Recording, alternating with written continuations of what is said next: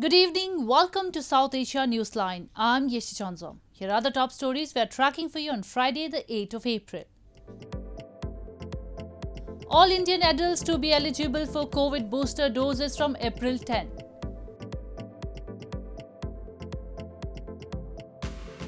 Sri Lanka's finance minister says no alternative to debt restructure amid economic crisis. And European Parliament strongly condemns education ban for Afghan girls. And now for all the details. India will offer booster doses of COVID-19 vaccine to all adults from April 10. Although free third doses will be limited to frontline workers and those older than 60 who get them at government centres. This comes as the South Asian nation has been witnessing a huge decline in infections in recent days, with active caseloads standing at 11,492 as of Friday. India will offer booster doses of COVID-19 vaccine to all adults from Sunday, although free third doses will be limited to frontline workers and those older than 60 who get them at government centres. Adding an extra layer of safety, Health Minister Mansukh Mandavia said in a Twitter post flagging the decision. The country has given 1.85 billion vaccine doses among its population of 1.35 billion. Those older than 18 who received a second dose 9 months ago will be eligible for the precaution or booster dose, the Health Ministry said. This is a very welcome news. I think that there was enough clinical data to show that booster dose is helping people and protecting them from infection, reinfection, and also even if they got it, that it was very, very mild.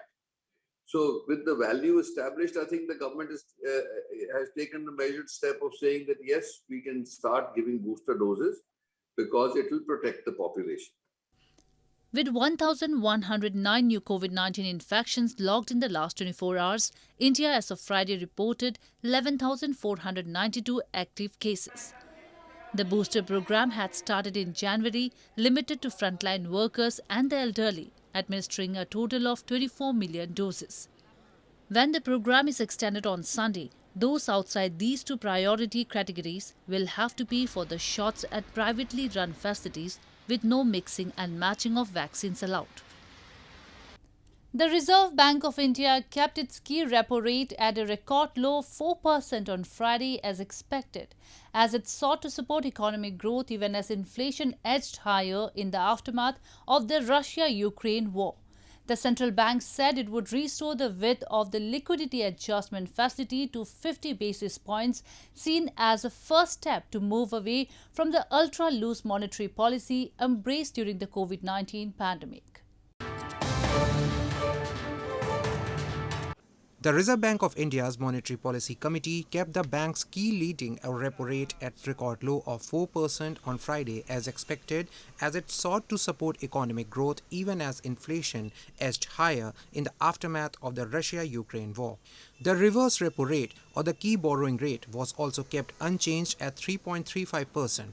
But the central bank said it would restore the width of the liquidity adjustment facility to 50 basis points, which was seen as a first step to move away from the ultra-loose monetary policy embraced during the COVID-19 pandemic. Economic activity, although recovering, is barely above its pre-pandemic level.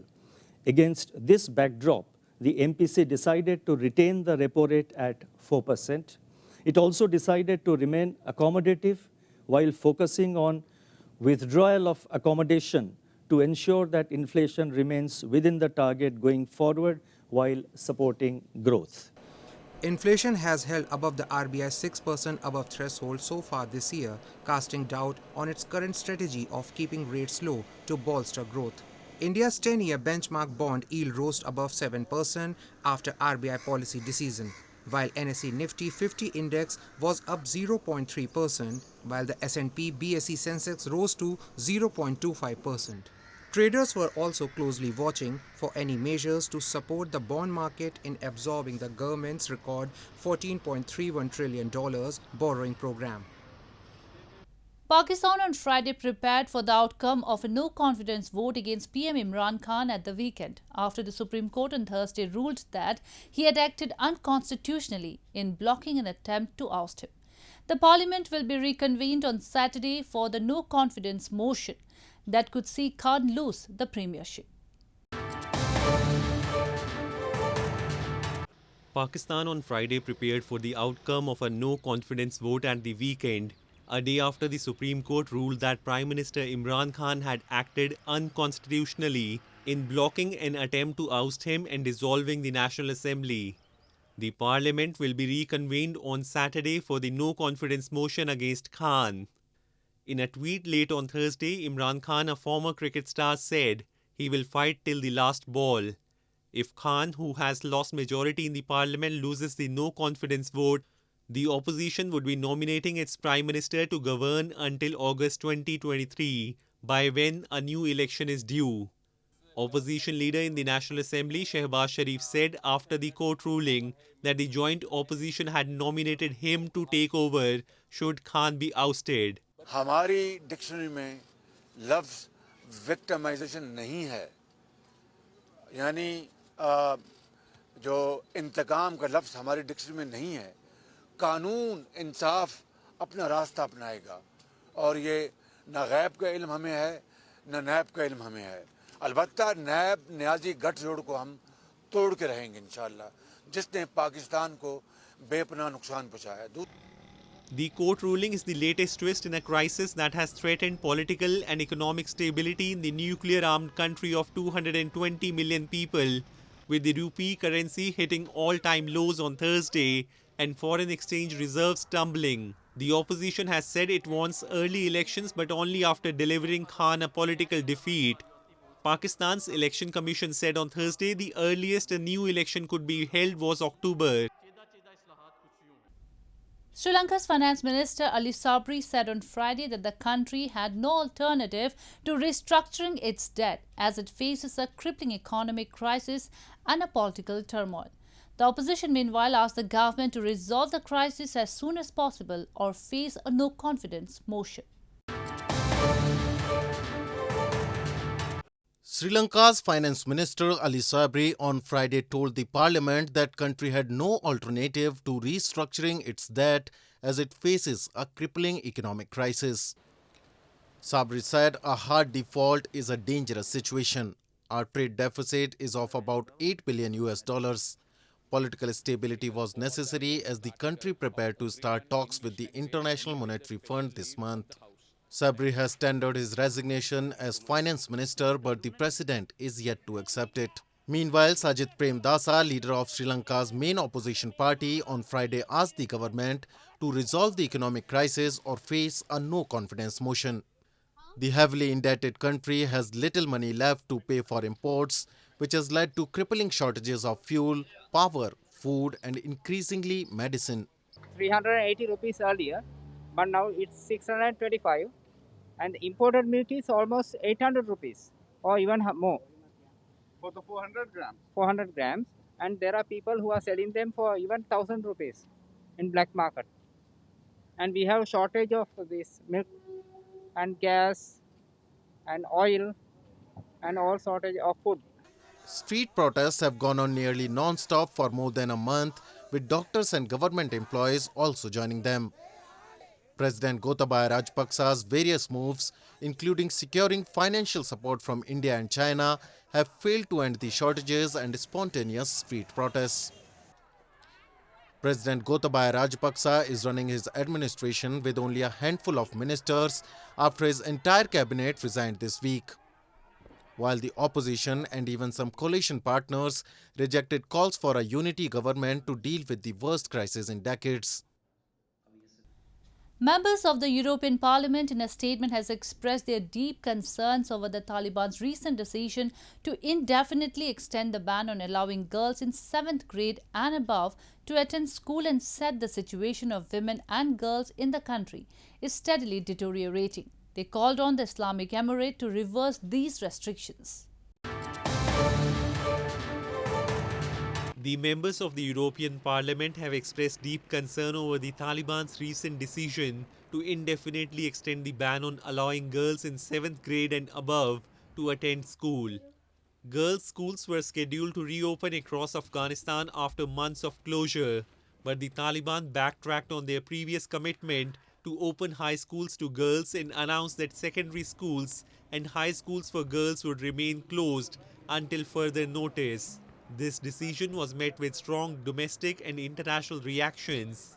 In a resolution adopted on Thursday, the European Parliament called for a reversal of these restrictions while noting previous commitments by the Taliban that they would ensure access to education for all citizens. They deplored the steadily deteriorating situation of women and girls in Afghanistan since the Taliban's return to power in 2021.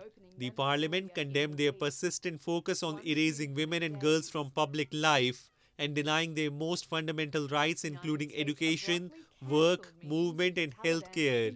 The European Parliament also emphasized that the EU delegation in Kabul re-establishing a minimal presence on the ground for the purpose of coordinating humanitarian aid and monitoring humanitarian situation does not constitute recognition of the Taliban regime by the European Union.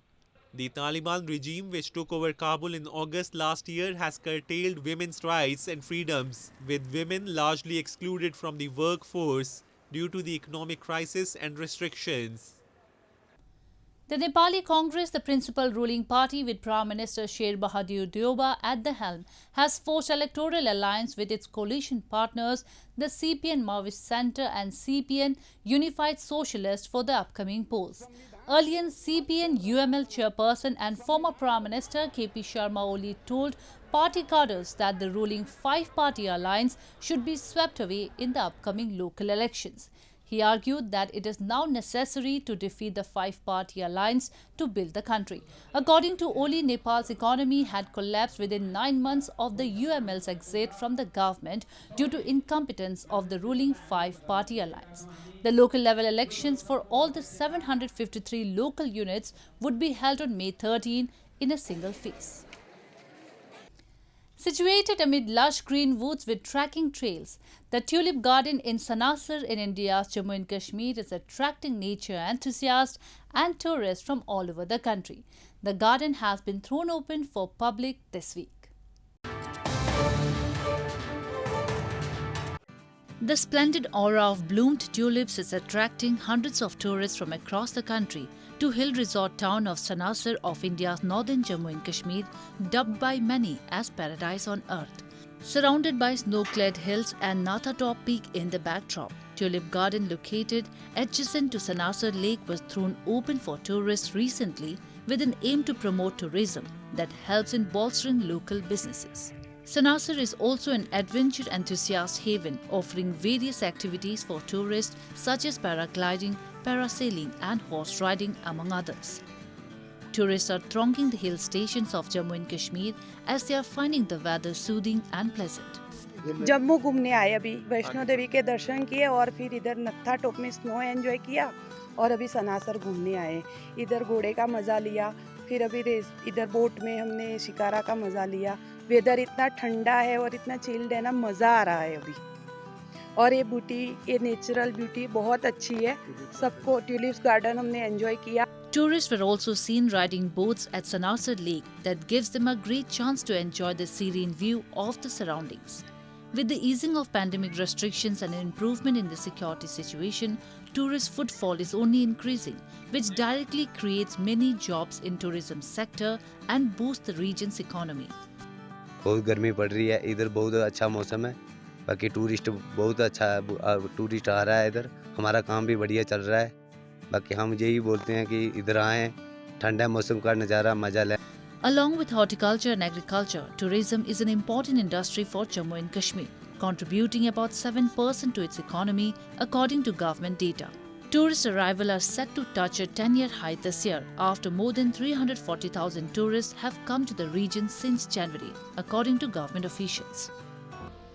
Well, that's all we have for you from South Asia this evening. Now our viewers can watch the show on SouthAsiaNewsline.com. You can also visit us on Facebook.com/AsAsiaNewsline and follow us on Twitter @AsAsiaNewsline. That's all in tonight's edition. We will see you same time next week. Have a great weekend. Good night.